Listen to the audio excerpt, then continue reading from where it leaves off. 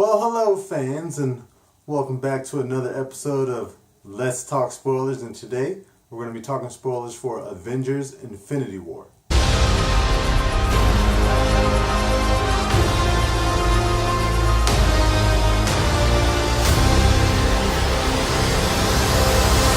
Now, there's a lot to digest in this movie, so much. I'm going to try and keep this spoiler review to 20 minutes, hopefully less. It'll probably be more, but just a lot. I even got notes here just to make sure I remember everything. But I've actually seen the movie 3 times at this point. I had to get a good in-depth feel of what I was going to say before I made this review. I saw it once by myself, once in IMAX, and then once with the fam. I may see it again, not sure yet, time will tell, but I gave it an 8.8 out of 10 over on the blog. Of course, remember you can run over there to the blog to check out the full written review. The movie has very quick pace. It does not spend much time developing any character except for Thanos, because we've been building up to this event for the last, they say 10 years, but that's since Iron Man. It's really been since the last 8 years, since Avengers came out. But like I said, very fast paced. I think it is going to be my number 3 favorite Marvel film of all time at this point. Number 1, Captain America the Winter Soldier. Number 2, Black Panther. Number 3, Avengers Infinity War. Number 4, Spider-Man Homecoming, and then number 5, Captain America Civil War. I think those are going to be my top 5 as of right now. In terms of villains, Thanos, I really did enjoy him. He's probably going to be my number 2 villain at this moment. Number 1 is still Killmonger. He was great. I can relate to him just a little bit more than Thanos. And since we only got Killmonger in one film, Thanos we've been building up to in these post-credit scenes, and then he was in the original Guardians of the Galaxy movie, which he's been different throughout, and we'll get to that. Let's start with the things that I did not like about the film, or that I felt were continuity errors with the rest of the Marvel Cinematic Universe. And I've actually talked to people online about these continuity errors, and I'm telling you, the trolls online will just not agree with you just because they think every Marvel film should be perfect. And I got into not really an argument with some people in one of these groups I'm in, but man, they just can't, oh, that's not a continuity error. You should follow Norse mythology, like the MCU doesn't follow Norse mythology. Oh, that's not a continuity error. This is why. And I'm like, they make valid points as to why these aren't continuity errors, but the fact that what they say is not brought up in the movie at all, or any movie. So just because your mind can make that connection doesn't mean it's true. So that is why there are continuity errors. I can easily come up with an excuse as to why they did certain things the way they did, but since it doesn't happen in the movie, technically it doesn't work within the universe because the laws have changed. One of those being, and this was the big one, Heimdall, he summons the Bifrost to send the Hulk to Earth without the use of the Rainbow Bridge. Now, in previous films, it's been stated that the Bifrost can only be summoned with the Rainbow Bridge intact. In Thor 1, at the end, Thor breaks the bridge. Loki gets sent somewhere, ends up talking to Thanos, but he breaks the bridge and he's unable to go back to Earth. Except for in Avengers, where it is mentioned by Loki how much dark magic does the All-Father have to muster to send you here. So, either it was fixed, Odin knew another way, or yes, with enough strength you can summon the Bifrost without the bridge. But they never state that. I don't know why they don't state it. It's an easy fix if they just state it just takes a lot more power to do it without the bridge. The bridge is like a giant battery. So they never say that, and yet in Thor 2, they also state, I couldn't come see you, Jane. The realms were in chaos. The Bifrost, the Rainbow Bridge was destroyed. And then also in Thor the Dark World, to get somewhere, Heimdall doesn't say, all right, let me use my strength to activate the Bifrost without Odin knowing. Doesn't say that. They have to go through some secret portal through a mountain to get to the Dark Elves' homeworld. But that's just one. There's a point in the film, Thor helps Eitri, the dwarf, he helps him and Groot and Rocket. They make him a new hammer, which is actually the Axe Stormbreaker, which in the comics is Beta Ray Bill's hammer, but they gave it to Thor in the MCU. And he gets really injured by the taking on the full force of the star. And the dwarf tells him he needs the axe. He needs that to heal him. Continuity error, because we just went through the entire last movie in Thor's chronology, Thor Ragnarok, saying his weapon is actually not what he needs. He has a power within him the whole time. So that's kind of backtracking, saying he needs the weapon when he really shouldn't. And after he gets that axe during the final battle in Wakanda, Thor shows up in Wakanda with Groot and Rocket. And I'd say it is one of the coolest scenes in the movie. It's amazing watching them charge into battle. I really enjoyed that scene. How he knew to go to Wakanda makes no sense. I understand the Stormbreaker is supposed to be able to channel the Bifrost. How it does that, they don't really go into detail. They don't have to, but they probably should have. But how he knows to go to Wakanda of all places, how he knows Vision is there, is never explained. He doesn't have the eyes like Heimdall has where he can see everybody. So, another thing that really didn't make sense, even though the scene was really cool. In the beginning, when Thanos and his Black Order attack the Asgardian ship, or, you know, the Grandmaster ship that they escaped Asgard with like 1,000 Asgardians or 2,000, however many. Like, Korg, Valkyrie, and Meek are standing there in the end with Thor and Loki and Heimdall, you know, headed to Earth. And then the Sanctuary 2 shows up, and then this movie opens pretty much right after that. We don't get to see Thanos boarding the ship and doing all that stuff. Just pretty much most of the people are dead, or half of them are dead. But they're not anywhere to be seen.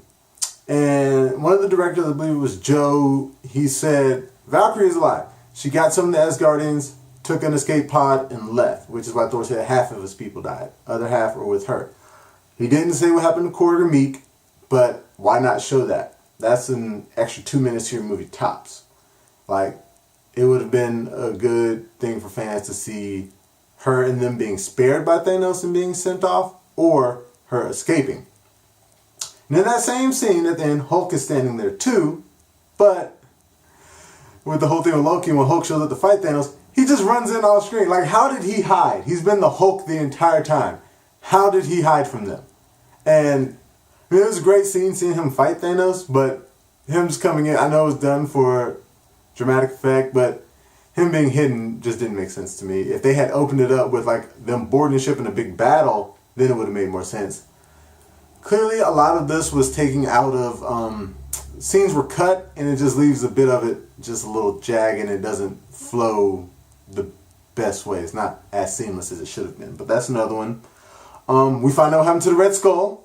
Great scene. He's on Vormir where the Soul Stone is. At the end of Captain America the First Avenger, we see he holds the Infinity Stone in the casing, in the Tesseract, and he's sent off in a portal space. Has people like, he's not dead, he's alive. He was sent somewhere. Turns out the Space Stone sent him to guard the Soul Stone. Now, only reason this is a continuity error, just doesn't make sense to me, is why would one Infinity Stone send him to guard another Infinity Stone? How has he been alive all this time if the stone's just keeping him alive and he has like all these all-knowing powers all of a sudden? It's fine. Ross Marquand portrayed him. He does a great job replacing Hugo Weaving, since, you know, Hugo Weaving didn't really want to return. And plus, I mean, he's in makeup anyway, so that's all I had to do is put the Red Skull makeup on any good actor. But, like, how he got sent there isn't explained. Who built the Soul Stone Temple and set up the rules for the Soul Stone isn't explained. Like I said, this movie moves at a fast pace, and we're just supposed to accept this is what happened to the Red Skull, and this is where he's been, and this is how the Soul Stone works.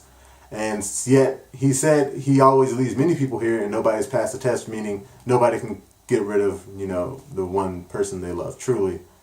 Which I find weird, but we'll just leave that alone. That's another one. Odin's gauntlet. In Thor Ragnarok, Hela knocks it over and says, it's a fake.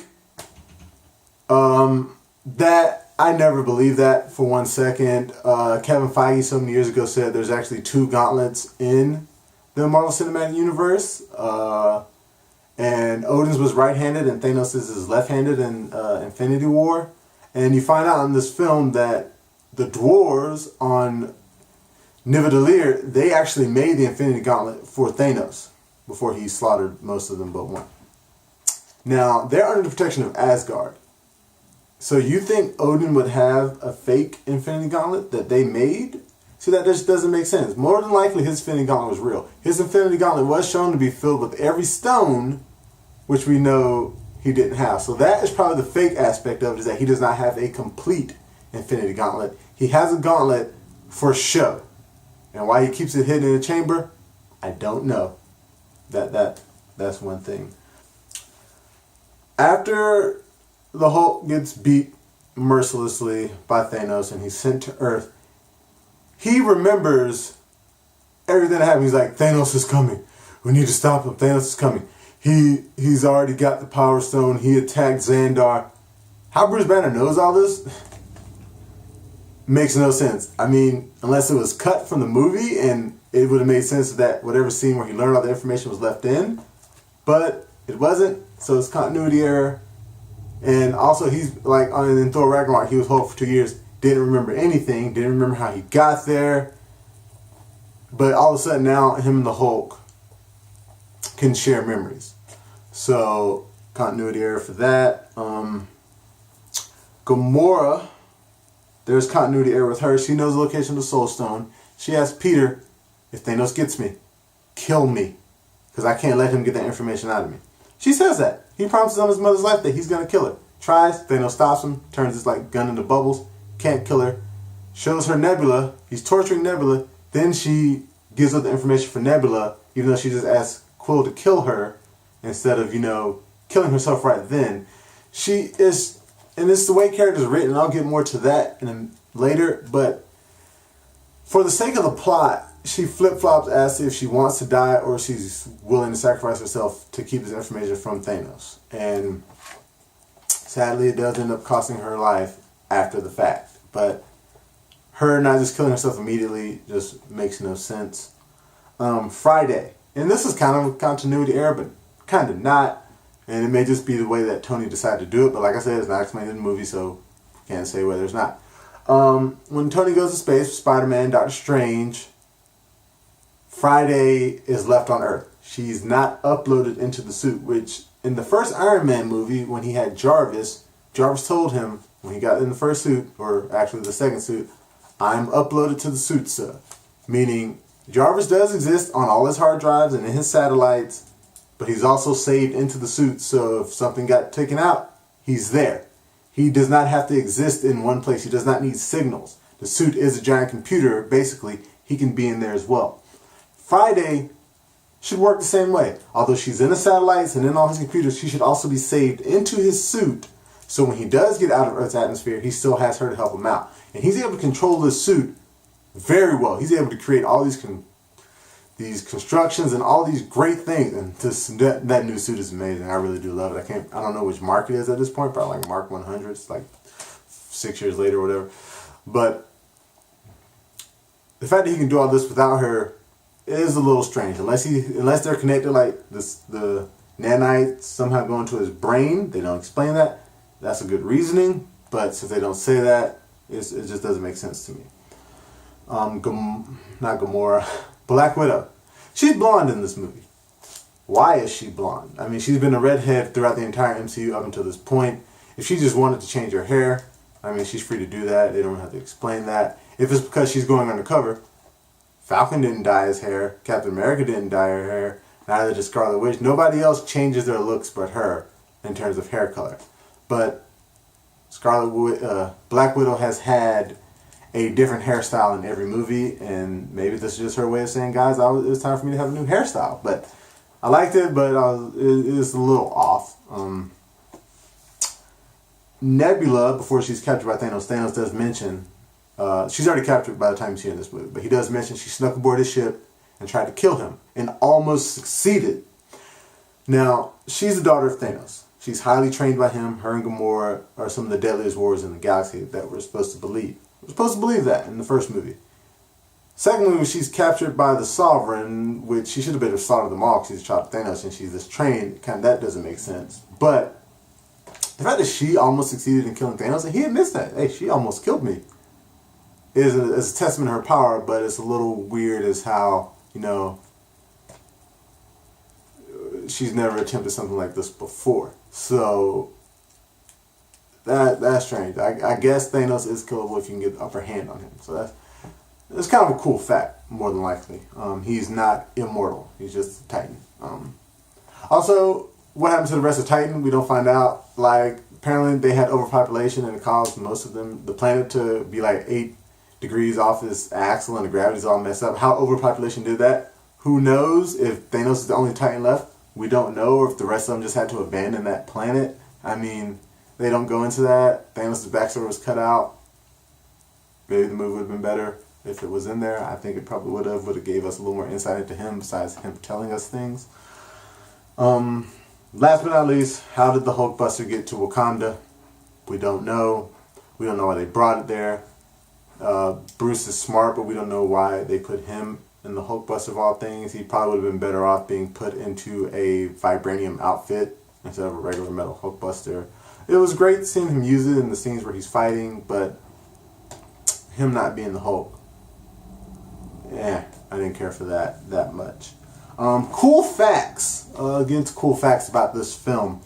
Most of the Border Tribe has been exiled. As you know, they took Killmonger's side in Black Panther, and during the fight, when they finally stopped, they kind of allude to in this movie. He said, "Do we have the Border Tribe support?" And that those that are, Okoye says, those that are left, yes, meaning either they're jailed, the ones who took Killmonger's side and didn't repent, or he said, "I forgive you," and they still didn't care, and they've been exiled from Wakanda. So I'm sensing the Border Tribe may be the villains in Black Panther 2. So we'll see. We'll come back to that. Loki is dead. Loki died. Thanos choked him out, broke his neck, whatever you want to say he did to him. But I don't think he's really dead. In the first Thor movie, you find out Loki is actually from Jotunheim. He is a frost giant, and his true form is blue with the markings of the frost giant and the red eyes.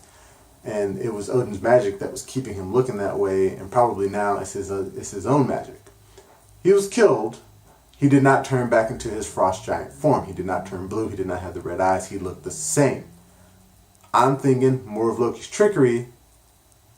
He didn't die. So that's just my thoughts. I don't think he's really dead.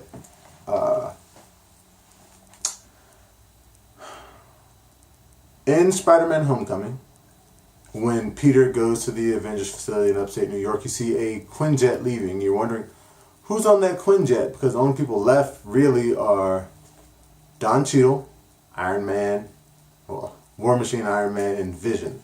Now, all these guys can fly and shouldn't need to take a Quinjet, but we do know that sometimes they just like to not be in costume.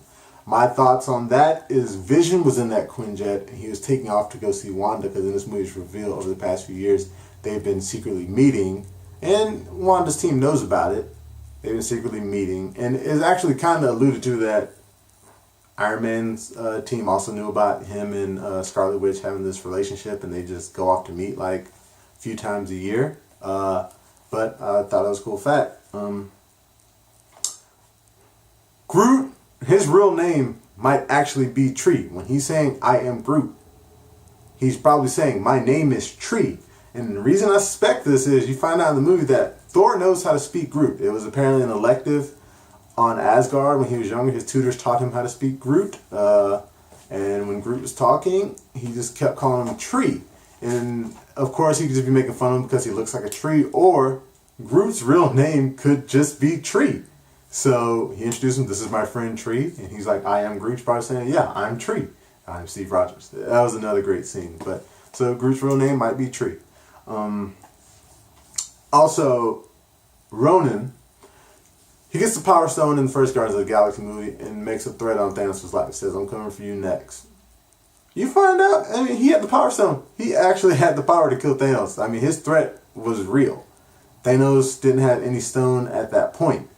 So, yeah, he was good in that feed, because Ronan the Accuser could have killed Thanos, but too bad he got too big-headed and wanted to blow up Xandar. So,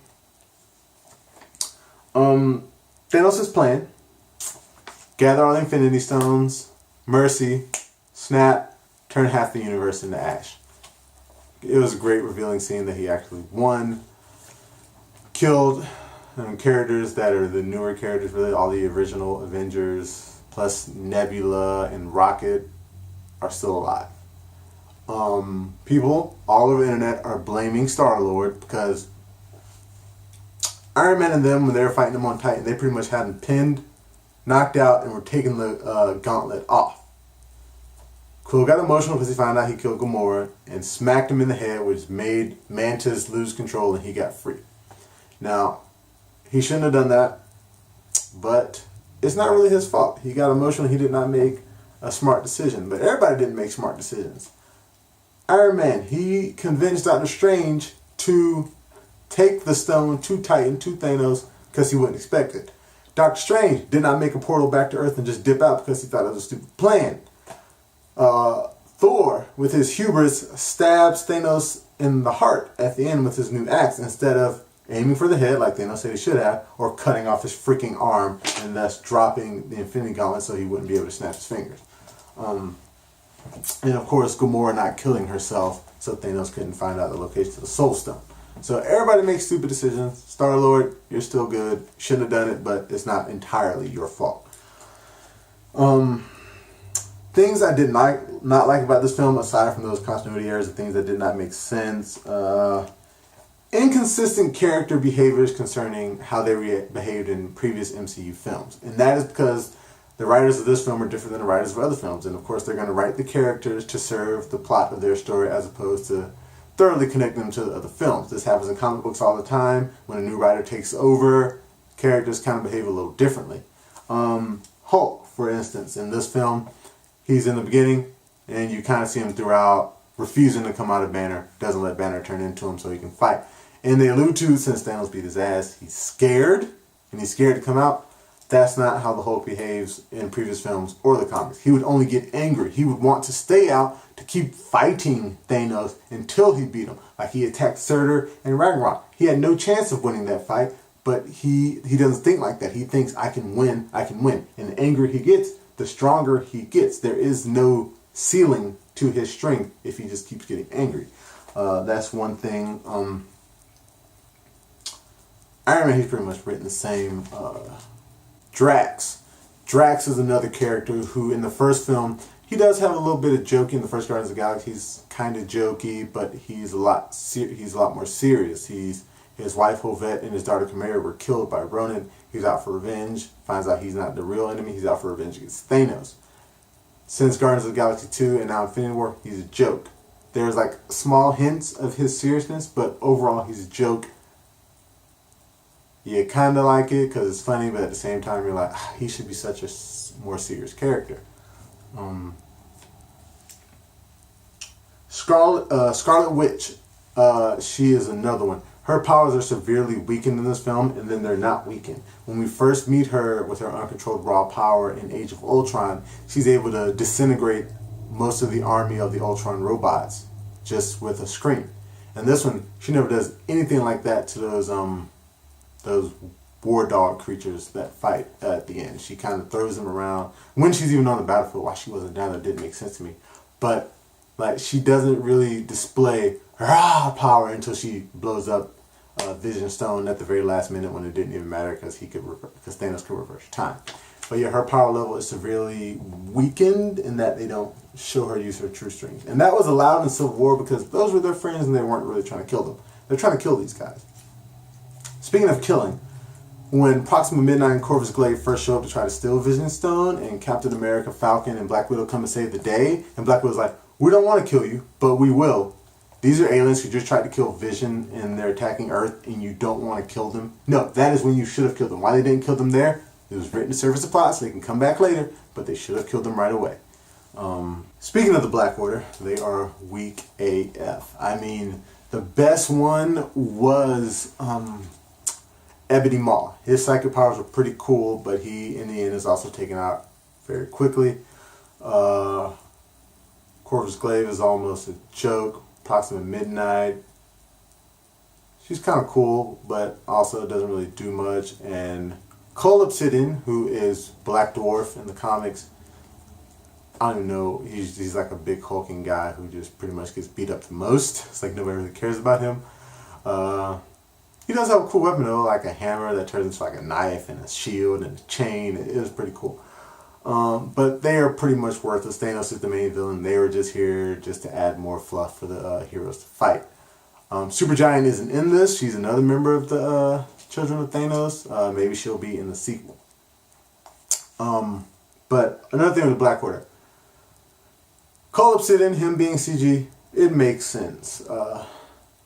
Ebony Maw kind of makes sense, and so does Corvus Glaive. Now, Proxima Midnight is the most human looking out of all of them.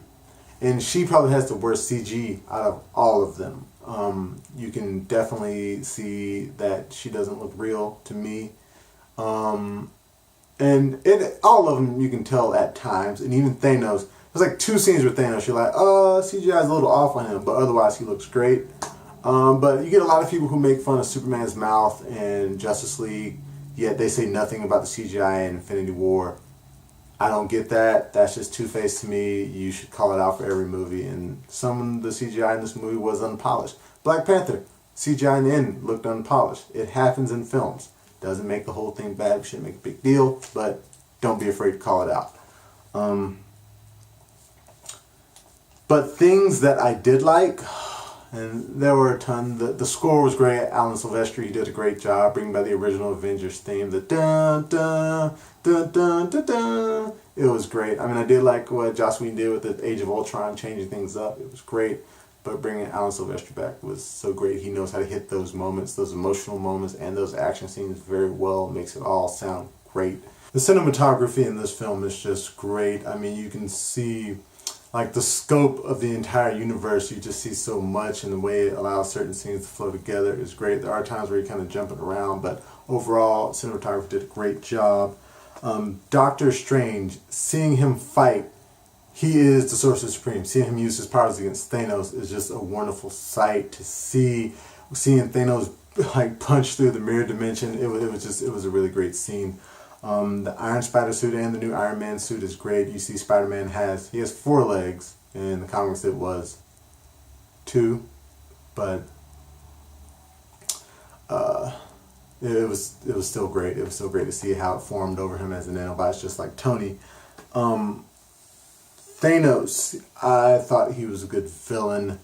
Josh Brolin did a great job bringing Thanos to life. You can see why he's out on the mission he's out on, although it is a little misguided, like wiping out half the universe. I really do think that sterilization would have been better, but just seeing him over all these years come together, it was great to see. It was good to see, even though he's slightly different in each movie.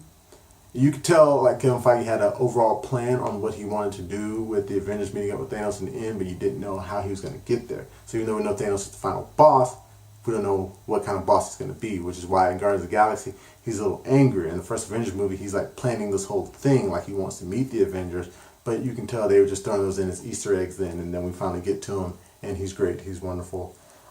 Ebony Maw, like I mentioned before, I really did enjoy him.